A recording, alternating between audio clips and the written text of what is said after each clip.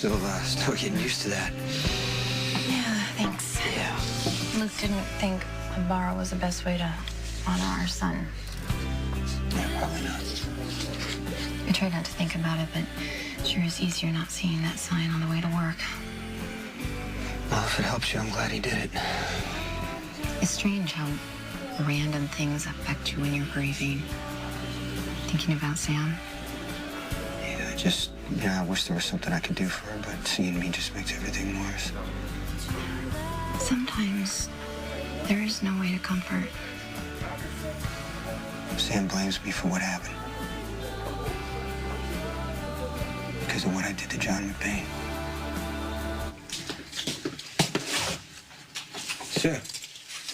Hey. Hey. They released you from the hospital already? Yeah, there's no reason to stay. And it's not like I have a baby waiting for me in the nursery or anything. Hey, you okay?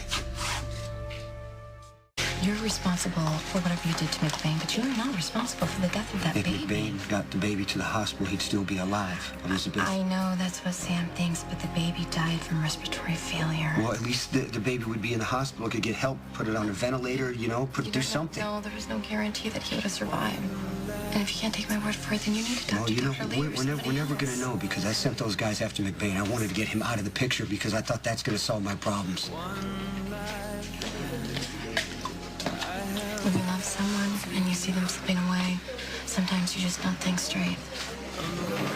I'm not placing blame, but there was a time when Sam was so desperate to hang on to you.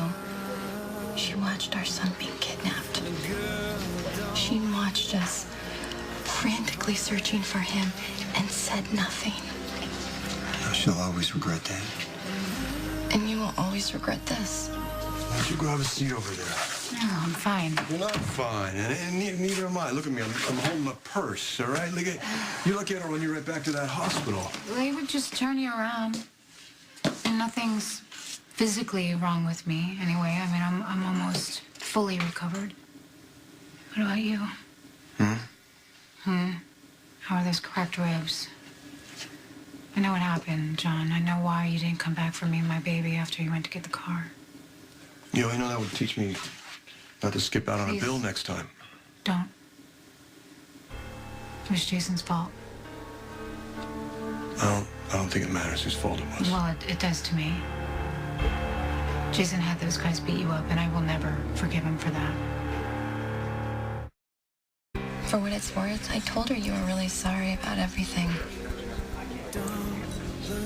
And how'd that go over? Like you'd expect. She's not in the right frame of mind to hear anyone defend you. She even told me that... What? What'd she tell you? Later. I'll tell you later. No, I'd like to know what she said. She told me that the two of you were over. And that now you're all mine. There's no way you could have known what was going to happen. You are not defending him right now.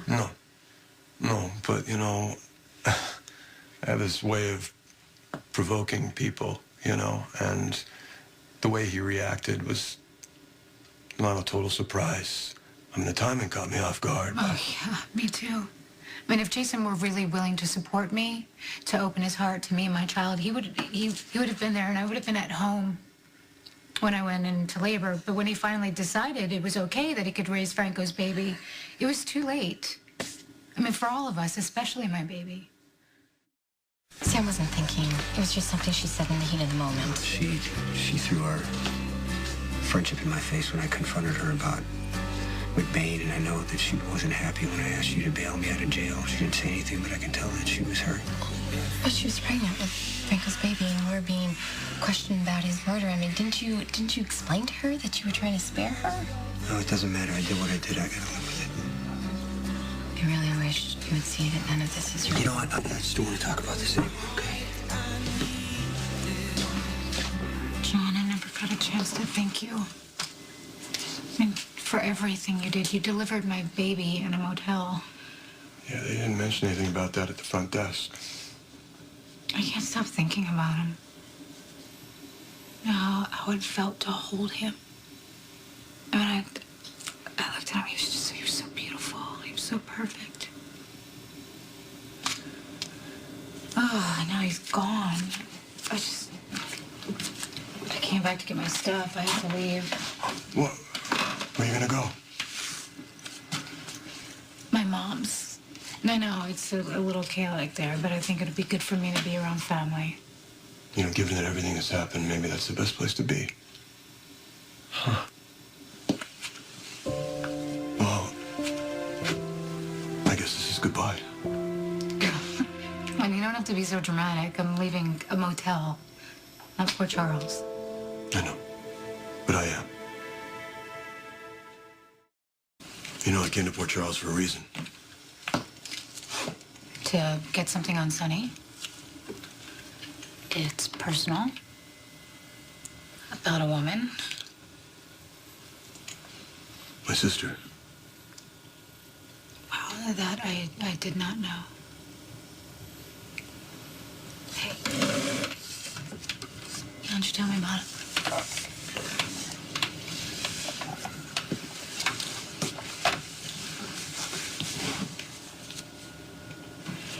My dad was a cop. He was a good man. He made some mistakes. He was killed in the line of duty. At the hospital, he told me he'd been unfaithful to my mother. And he had a daughter. He hadn't seen her in a long time. And he made me promise to go find her and make sure she was all right. It was about the last thing he said to me. Okay. I mean, of course, you had to keep your promise.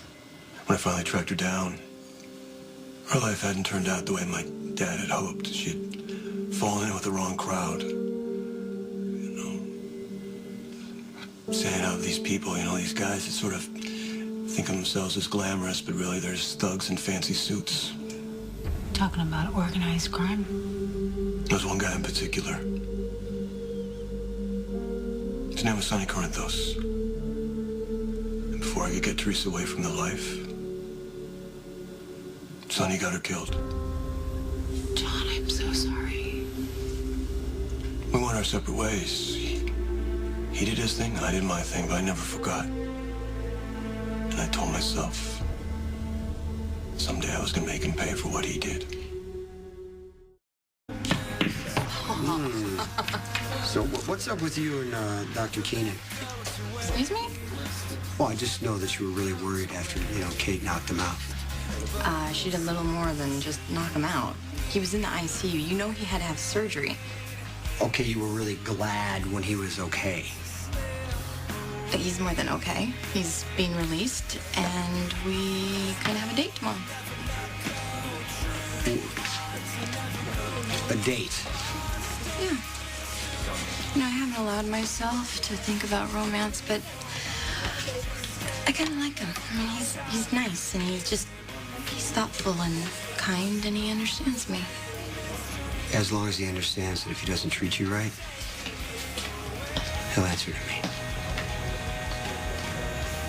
me. You want justice for your sister. That's completely understandable. Thanks for listening. I'm gonna have to put all that on hold for a little while. The warrant's expired. It's time for me to go home to Natalie and Liam.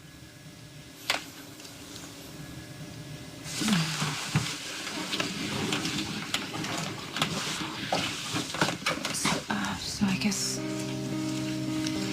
this is goodbye. Looks that way. I never did figure out why you seem so familiar. Maybe someday. Yeah, maybe in a random place at some random time. I mean, that's how these things happen, right? A coincidence that doesn't really feel like a coincidence. Anyway, safe travels. You too. Hope you find what you're looking for. You deserve to be happy.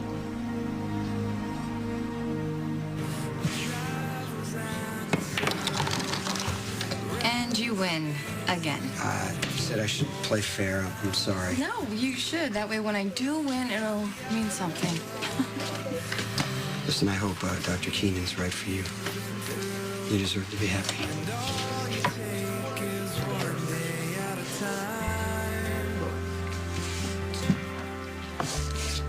Goodbye, Sam.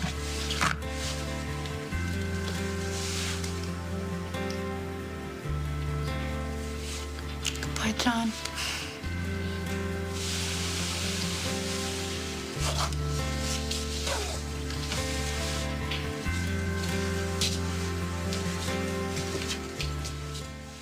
Oh, that's it? No rematch? One more game? Nope, I can't. I gotta go. Okay. Well, thank you for this. Hey, thanks for the pool lesson. You gonna be okay? Yeah. It'll be okay.